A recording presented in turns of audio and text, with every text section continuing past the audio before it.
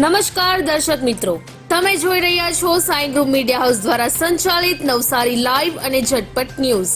દિવસભરની ઘટનાઓથી અવગત કરાવતું બુલેટિનમાં જુઓ આજના સમાચાર. નવસારી જિલ્લામાં વિદેશથી આવનારા પક્ષીઓની ગણતરી હાથ ધરાઈ છે. દર વર્ષે વિદેશથી પક્ષીઓ ભારતમાં આવીને વસે છે.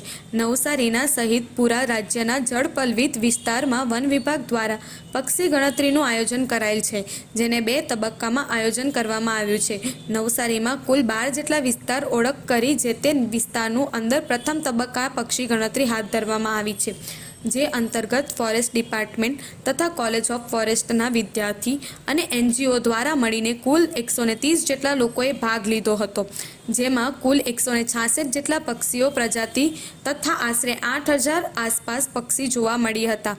અત્રે ઉલ્લેખન છે કે નવસારી જિલ્લાના નાયબ વન સંરક્ષણ ભાવના દેસાઈ દ્વારા પોઈન્ટ પર વિઝિટ કરી ગણતરીકારીઓનો ઉત્સાહ વધાર્યો હતો.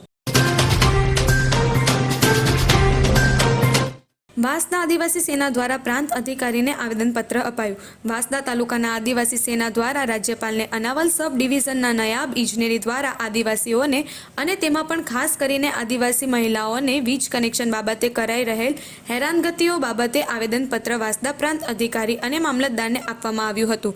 આવેદનપત્રમાં જણાવ્યા મુજબ અનાવલ સબ ડિવિઝન DGVCL દ્વારા વાંસદા તાલુકાની મહિલાઓને જરૂરી ડોક્યુમેન્ટ અને જરૂરી ફી ભર્યા બાદ પણ ખોટા કારણો દર્શાવી સમય પસાર કરી અને આજ દિન સુધી વીજ કનેક્શન આપવામાં આવ્યું ન હતું અને રાજ્યપાલને ઉદ્દેશી જણાવ્યું હતું કે ભારત દેશમાં બંધારણની 5મી અનુસૂચિત પ્રમાણે રાજ્યપાલને આદિવાસી વિસ્તારમાં શાંતિ અને સુશાસનની વ્યવસ્થા ભંગ થઈ રહેલ હોવાનું જણાવવામાં આવેલ હોવાથી અને વાંસદા તાલુકાના ગામોના વાંસદા સબ ડિવિઝનમાં સામેલ કરવાની જરૂરિયાત જણાઈ રહેલ હોવાની વાત આ કિસ્સાઓથી સ્પષ્ટ જણાઈ રહેલ છે, જેથી અનાવલ સબ ડિવિઝનમાં નાયબ ઇજનેરી વિરુદ્ધ આદિવાસી મહિલા પર કરવામાં આવેલ હેરાનગતિ બદલ કડક રહેલ પગલાં લેવાની વિનંતી કરાઈ હતી.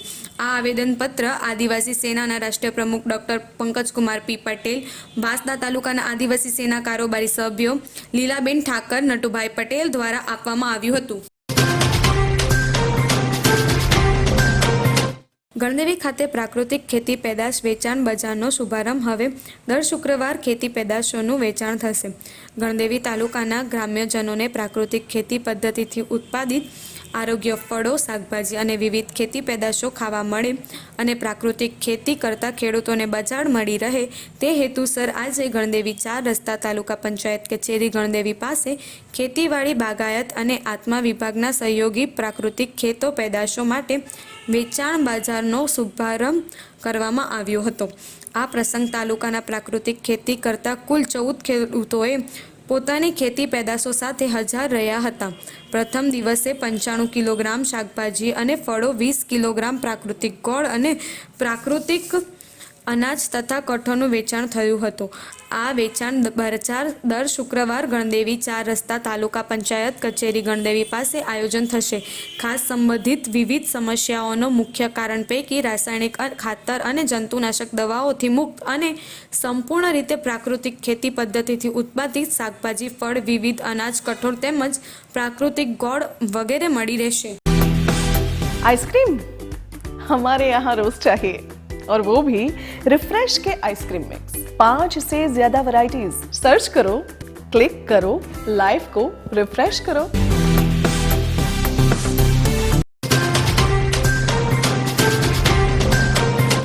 સ્વચ્છ ભારતની ઠેકડી ઉડાવતું ખાપરિયા ગ્રામ પંચાયત. હાલમાં વડાપ્રધાન દ્વારા સ્વચ્છ ભારત મિશન ચલાવી રહ્યું છે અને ઠેર ઠેર સફાઈ ઝુંબેશ આદરવામાં આવી રહ્યું છે. આ સ્વચ્છ ભારત અભિયાન અંગે લાખોનો ખર્ચ કરવામાં આવી રહ્યો છે. દરેક ગ્રામ પંચાયતને કચરો સાફ કરવા ટ્રેક્ટરનો ખર્ચ ચૂકવવામાં આવે છે અને ગ્રામ પંચાયતોમાંથી સફાઈના વાહનો ભાડા પેટે માસ પેટો બિલ પાસ કરવામાં આવે છે. વળી કેટલીક ગ્રામ પંચાયતો નિયમિત સાફ સફાઈ કરાવતા નથી. ખપરિયા ગ્રામ પંચાયતની હદમાં ખારેલથી ગણદેવી રોડ બાજુ કચરાના ઢંગ જોવા મળી રહ્યા છે. વળી આ ઢંગમાંથી અસહ્ય દુર્ગંધ આવે છે, જે અહીંથી પસાર થતા લોકોના સ્વાસ્થ્ય માટે જોખમી છે. આ કચરાના ઢંગે મૂંછતાવ દઈને ફરતા ખારેલના કેટલાક રાજકીય આગેવાનો અર્પણ છે. વાંસદા તાલુકાના મોડા આંબા ગામમાં મગનભાઈ ગઢવિયાએ વિકસિત ભારત સંકલ્પ યાત્રા દરમિયાન અપાયો પ્રતિભાવ. સોઇલ હેલ્થ કાર્ડ યોજના થકી મારી જમીન ફળદ્રુપ વધી છે. વિકસિત ભારત સંકલ્પ યાત્રા નવસારી જિલ્લાના ગામે ગામે ફરી ભારત સરકાર અને રાજ્ય સરકારની કલ્યાણકારી યોજનાનો લાભો વિશે જાગૃત કરી લાભાર્થીઓને ઘર આંગણે જ લાભનું વિતરણ કરવામાં આવી રહ્યું છે. સોઇલ હેલ્થ કાર્ડ યોજના લાભાર્થી મગનભાઈ ગઢવિયાએ જણાવ્યું હતું કે છેલ્લા ઘણા વર્ષથી હું ખેતી કરું છું. ખેતીમાં પાકનું ઉત્પાદન વધારવા રાસાયણિક ખાતરનો ઉપયોગ કરતો હતો, પરંતુ ખેતીવાડી વિભાગ દ્વારા અમારા ખેતીમાંથી માટીનો નમૂનો લઈ પ્રયોગશાળામાં માટીની ચકાસણી કરી સોઇલ હેલ્થ કાર્ડ આપવામાં આવ્યો હતો. ત્યારબાદ મારા ખેતરની ફળદ્રુપતા વધારવા માટે છાણિયું ખાતરનો ઉપયોગ કરવા માટે મારી જમીનને પાછી ફળદ્રુપ બનાવી છે, જેનાથી મારા ખેતરમાં પાકનું ઉત્પાદન પણ સારું થવા લાગ્યું છે. સોઇલ હેલ્થ કાર્ડ લાભ જણાવી જેઓએ લાભ લીધો ન હતો તેવા ખેડૂતોને સોઇલ હેલ્થ કાર્ડ કઢાવી લેવા જણાવ્યું હતું. તેઓએ સરકાર અને જિલ્લા વહીવટીતંત્રનો આભાર માન્યો હતો. બિલીમોરા કન્યા શાળામાં રાષ્ટ્રીય ગણિત દિવસ અને ગીતા જયંતિની ઉજવણી કરવામાં આવી. બિલીમોરાની શાહ કેસરીચંદ ભાણાભાઈ મુખ્ય કન્યા શાળાએ તારીખ 22/12/2023ના રોજ રાષ્ટ્રીય ગણિત દિવસ અને ગીતા જયંતિ ઉજવણી કરવામાં આવી. ગણિત દિવસની ઉજવણી અંતર્ગત મહાન ગણિત શાસ્ત્રી શ્રીનિવાસ રામાનુજનના જીવન કવન વિશે શાળામાં ગણિત શિક્ષક દ્વારા માહિતી આપવામાં આવી. ત્યારબાદ શાળાના ધોરણ 6 થી 8ના વિદ્યાર્થીઓ દ્વારા ગણિત કોયડાઓ, પઝલ, મેથડ, ટ્રીક વગેરે ગણિત સૂત્ર અને સિદ્ધાંતોનો ઉપયોગી રજૂ કરવામાં આવી. સાથે સાથે ગીતા જયંત અંતર્ગત શ્રીમદ ભગવદ્ ગીતા પુસ્તકનું પૂજન કરવામાં આવ્યું અને જીવનમાં ગીતાનું મહત્વ, ગીતાનો સાર, ગીતા એક વિજ્ઞાન છે અને ભારતીયો માટે પોતાની સાંસ્કૃતિક વિરાસત પર ગર્વનો મોટો વિષય છે, જેને વિસ્તારપૂર્વક માહિતી શાળાના આચાર્ય દ્વારા આપવામાં આવી. વાંસદા તાલુકા બાર કાઉન્સિલિંગ એસોસિએશનના પ્રમુખ પદે પ્રકાશભાઈ કુંવર સર્વાનુમતે નિમણૂક કરાઈ. વાંસદા તાલુકા બાર એસોસિએશનના પ્રમુખ ઉપપ્રમુખની તારીખ 22/12/2023ના રોજ ચૂંટણી પ્રક્રિયા હાથ ધરવામાં આવી હતી, જેમાં પ્રમુખ, ઉપપ્રમુખ વગેરેના હોદ્દાઓ માટે ચૂંટણી યોજવામાં આવી હતી. જેમાં વાંસદા બાર એસોસિએશનના વકીલ મંડળની ચૂંટણીની અંદર પ્રમુખ તરીકે પ્રકાશભાઈ કુંવર, ઉપપ્રમુખ તરીકે ધર્મેશભાઈ પટેલ, બીજા ઉપપ્રમુખ તરીકે તુષારભાઈ પારેખ જાહેર કરાયા હતા. જ્યારે અન્ય હોદ્દાઓ જેવા કે મંત્રીમાં મહેન્દ્રભાઈ મહલ, સહમંત્રી તરીકે સાયરસભાઈ પટેલ, ખજાનચી તરીકે સુભાષભાઈની નિમણૂક કરાઈ હતી. અને બાર એસોસિએશનના સિનિયર વકીલ પ્રકાશભાઈને પ્રમુખ તરીકે સ્થાન મળતા સર્વે એમને વધાવી લીધા હતા અને એમણે પણ સૌનો આભાર માન્યો હતો. એવી કઈ હોસ્પિટલ છે જ્યાં કેન્સર માટે સર્જરીની સેવા હોય, કીમોથેરાપીની સારવાર હોય, રેડિયેશનની સારવાર હોય, પીટી સીટી સ્કેન હોય, કેન્સરની પેથોલોજી હોય, મેમોગ્રાફી હોય, એટલે કે બધું જ. હા, બધી જ સારવાર એક જ હોસ્પિટલમાં હોય. તે છે નવસારી નિરાલી કેન્સર હોસ્પિટલ.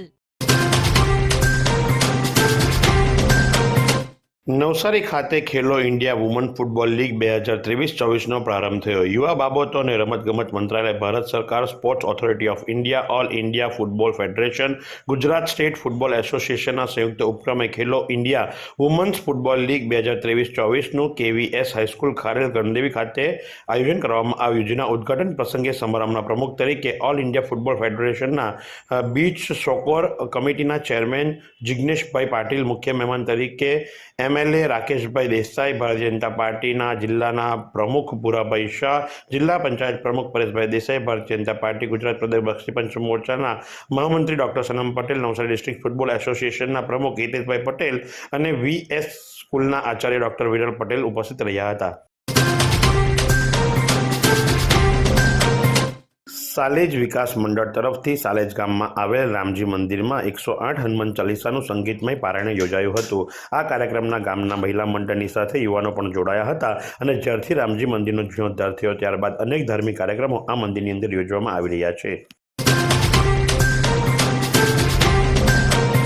વલસાડના ભોમાપારડી ખાતે ભગવાન લાલજી મહારાજ મંદિર અને ગંગા મૈયા યુવક મંડળ દ્વારા આયોજિત કથામાં ભરતભાઈ વ્યાસ ધરમપુરવાળા શિવકથા યોજી રહ્યા છે. ત્યારે છઠ્ઠા દિવસે ગણજન્મ મહોત્સવ ઉજવાયો હતો, જેમાં મોટી સંખ્યામાં લોકો જોડાયા હતા.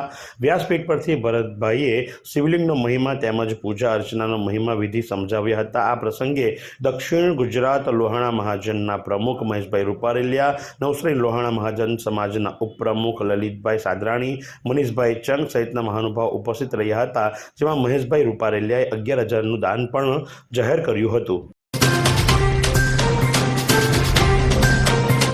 નવસારીના એસકે કન્સલ્ટન્સી દ્વારા કે જેઓ ઇન્સ્યોરન્સની સાથે મ્યુચ્યુઅલ ફંડ અને LIC વગેરેના કામકાજો કરે છે, એમના દ્વારા નવસારીની સ્કાય એન્ડ હોટલ ખાતે એક અવેરનેસનો કાર્યક્રમ રાખવામાં આવ્યો હતો, જેમાં વક્તા તરીકે જીગરભાઈને બોલાવવામાં આવ્યા હતા અને આ રીતે લોકોની અંદર મ્યુચ્યુઅલ ફંડની અંદર રોકાણ કરવાની ભાવના જાગૃત થાય અને પોતાના પૈસાનું યોગ્ય રીતે એ લોકો ઇન્વેસ્ટ કરી શકે એ ભાવનાથી નવસારીની ખૂબ જ જાણીતી અને નામચીન એવી એસકે કન્સલ્ટન્સી દ્વારા આજ રોજ એક કાર્યક્રમનું આયોજન કરવામાં આવ્યું હતું, જેનો મુખ્ય મુદ્દો હતો કે લોકોની અંદર અવેરનેસ આવે. અગેલ હાઈવે ઉપર ખાડાના લીધે વધુ એક અકસ્માત સર્જાયો. 24 કલાક વાહન વ્યવહારથી વ્યસ્ત રહેતા નેશનલ હાઈવે નંબર 48 ઉપર અગેલ હાઈવે ઉપર પડેલા ખાડામાં આજે એક મોપેડ ચાલક પટકાતા અકસ્માત થયો હતો, જેને લઈને ચાલકને માથામાં ઈજાઓ પહોંચતા હોસ્પિટલમાં સારવાર માટે દાખલ કરાયા હતા. બનાવની વિગત એવી છે કે ચીખલીના દેગામ ખાતે રહેતા હસમુખભાઈ લાડ જ્યુપિટર નંબર GJ21 AS 6272 લઈને દેગામથી નવસારી તરફ જતા હતા, ત્યારે સવારે 11:30 કલાકે અગેલ હાઈવેના જંગલ ખાતે પાસે પડેલા ખાડામાં મોપેડ પડતા બેલેન્સ બગડ્યું હતું અને હાઈવે ઉપર પટકાતા ઈજાઓ થઈ હતી, જેમને 108માં આલીપોર હોસ્પિટલમાં સારવાર માટે દાખલ કરાયા હતા.